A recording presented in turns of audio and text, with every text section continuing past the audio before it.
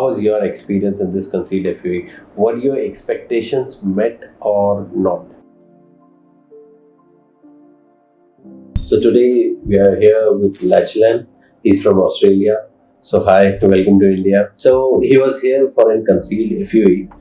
He has lost his hair from the frontal area, basically the hairline, what we can call it as, and the temple areas. So he came to me for concealed FUE, what we can call it as. He didn't want it that the donor area should be noticeable, that we have taken some hair from that area, or the hair transplant has been done. So what we did was concealed FUE. We took some of the hair from the donor area and we recovered them with the help of the existing hair, existing long hair, so that nothing is visible. And we did almost 2000 to 2500 grafts in his case for the frontal and the temples, as you can see. And it was procedure of play, and he was released the same day. And we were able to cover this without damaging the donor area, without taking excess grafts from the donor area. So over to you. How was your experience in this concealed FUE? Were your expectations met or not? It was definitely an experience. I think it is not that invasive, the procedure, so that's good, which is quite extensive to make sure that the transplant works. So I wish I knew more about that part of it. But yeah, the team has been very helpful in helping me.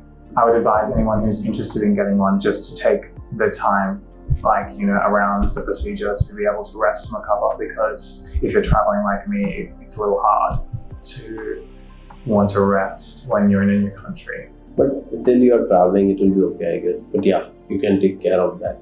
Yes. So how do you get to know about us? I think I found you online. Okay. Yeah.